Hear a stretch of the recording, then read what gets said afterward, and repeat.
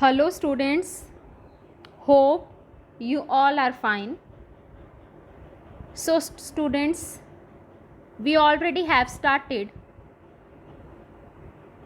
our chapter number 11, applications in B2C model.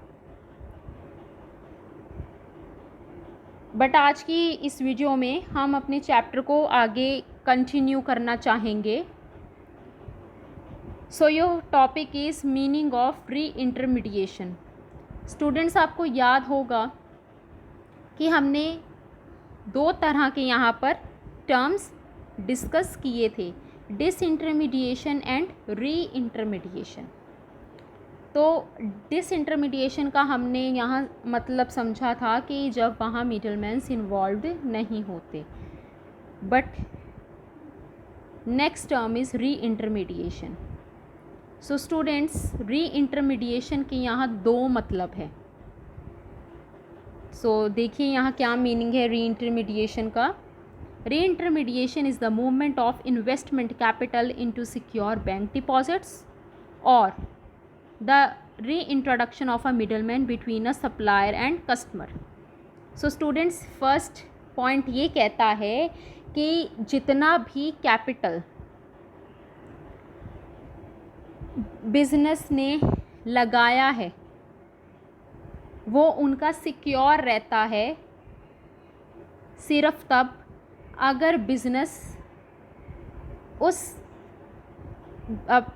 Businessman उस business से ज़्यादा अर्न करना शुरू कर दे. तो एक तो मीनिंग ये है. एंड सेकंड इज़ री introducing a middle man between supplier and customer. अब देखिए स्टूडेंट्स, वहाँ क्या था कि हमने मिडल मैन्स को पूरी तरह से रिमूव कर दिया था, लेकिन री इंटरमीडिएशन में क्या है, यहाँ मिडल मैन इन्वॉल्व्ड हैं between the supplier and customer. Manufacturer और कस्टमर के बीच में मिडल मैन्स यहाँ इन्वॉल्व्ड होते हैं. तो उस प्रोसेस को हम कहेंगे reintermediation. Now we will move on next slide. Next is meaning of global market. Students, क्या है ग्लोबल मार्केट? अब नाम से ही आपको पता चल रहा है कि जब एक बिजनेसमैन ने मार्केट को ग्लोबली अपने हक में रखा हो और उसे मार्केट को संभाला हो. तो हम यहाँ मीनिंग को डिस्कस करेंगे. Global market is defined as the process of adjusting the marketing strategies of your company to adapt to the conditions of other countries. So students, जब एक बिजनेसमैन अपना बिजनेस ग्लोबली रन करता है तो उन्हें हर एक मार्केट की कंडीशंस को कंसीडर करना पड़ता है कि एक मार्केट में क्या ट्रेंड है, दूसरी मार्केट में क्या ट्रेंड है और अदर कंट्रीज़ में भी क्या ट्रेंड है. उसके बाद ही वो अपने मार्केट को संभाल पाएगा globally. Global marketing is more than selling our product और सर्विस ग्लोबली. कहते हैं कि ग्लोबल मार्केटिंग इससे भी ज़्यादा है कि जस्ट आप ये नहीं कह सकते कि आपने अपने प्रोडक्ट्स और सर्विसेज को ग्लोबली सेल कर दिया है, but it is the full process of planning. इसमें आपको पूरी प्लानिंग के अकॉर्डिंग चलना पड़ता है. क्रिएटिंग एंड पोजीशनिंग, अपने प्रोडक्ट को हर जगह सेल करना पड़ता है और अपने प्रोडक्ट्स की प्रमोशन भी आपको करनी पड़ती है ग्लोबल मार्केट. तभी एक ग्लोबल मार्केट में एक बिजनेसमैन अपने मार्केट को अपने हक में रख पाएगा. सो this is the meaning of global market. आगे है स्टूडेंट्स कि क्या बेनिफिट्स क्या हैं ग्लोबल मार्केटिंग के. First is improve effectiveness. Effectiveness improve होती है क्योंकि आपका प्रोडक्ट हर एक कंट्री के कोने में जा रहा है. Second is strong competitive advantage. Competitive advantage आपका स्ट्रॉन्ग हो जाता है. Third is increase consumer awareness. Customers aware भी होते हैं अपने प्रोडक्ट्स को लेकर. Then fourth point is reduction of cost, cost reduce हो जाती है। So this is the meaning of global market, कि जब एक बिजनेसमैन ग्लोबली मार्केट को अपने तरफ खींचता है तो उसे आप क्या कहेंगे, global market. We will move on next slide. Strategy of different departmental stores. So students, हम इसमें ये जानेंगे कि क्या स्ट्रेटजीज़ क्या हैं डिफरेंट डिपार्टमेंटल स्टोर्स की।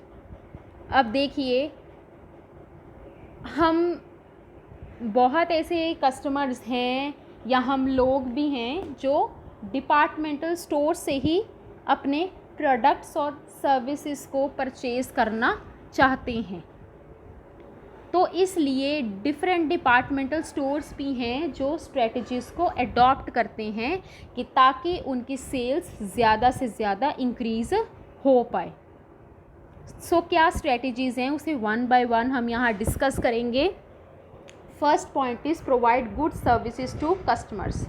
सो स्टूडेंट्स, सभी बिजनेसमैन का एक एम तो है ही है कि अपने कस्टमर्स को गुड सर्विसेज प्रोवाइड करना। Second is special cells promotion tactics like coupons and discounts.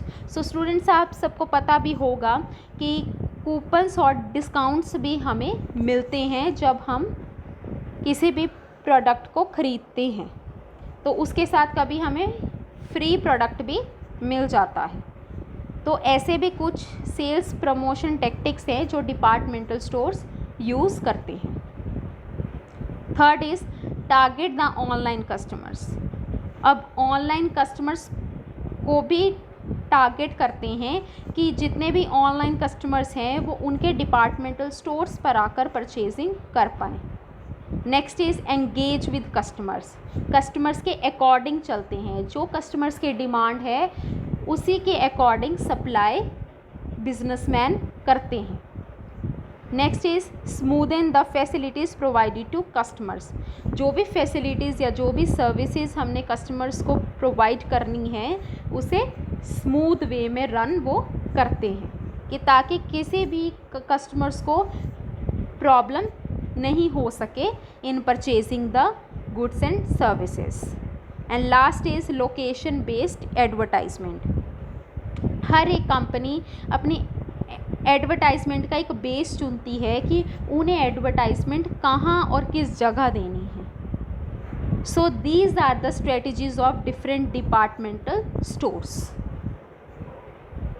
So your last topic of this chapter is what is the difference between a disintermediation and reintermediation. So students, हमने पहले भी एक meaning को discuss किया है। डिसइंटरमीडिएशन का मतलब होता है कि जब मिडलमैन इन्वॉल्व्ड नहीं होते हैं B2C मॉडल में, एंड रीइंटरमीडिएशन का मतलब है कि जब मिडलमैन्स इन्वॉल्व्ड हैं इन B2C मॉडल में। सो देखिए, हम इसे पढ़ते हैं। डिसइंटरमीडिएशन में क्या है, डायरेक्ट असेस टू कंज्यूमर्स। यहाँ पर कंज्यूमर्स तक डायरेक्टली असेस किया जा सकता है। Improved control over distribution channel, कि जो भी डिस्ट्रीब्यूशन चैनल है उसके ऊपर कंट्रोल पाया जा सकता है। Second is supplier prepares online market, कि जो सप्लायर है इसमें ऑनलाइन मार्केट को वो प्रिपेयर करते हैं। Then direct access to supplier and price benefits. और रीइंटरमीडिएशन में क्या है, higher revenues with probably lower margins for intermediary. इसमें सबसे ज़्यादा रिवेन्यूज़ आपके जनरेट हो सकते हैं। देन एडिशनल आउटलेट है और traditional function extended into cyber space plus additional services. So this is the difference between disintermediation and reintermediation. So students, आज की इस वीडियो में हमने meaning of reintermediation, meaning of global market, strategy and what is the difference between disintermediation and reintermediation, इन topics को हमने discuss किया है। सो स्टूडेंट्स, आपका ये चैप्टर कंप्लीट यहाँ होता है और अगर आपको ये वीडियो पसंद आई हो so please like and subscribe my channel. Thank you so much students for watching this video. Thank you.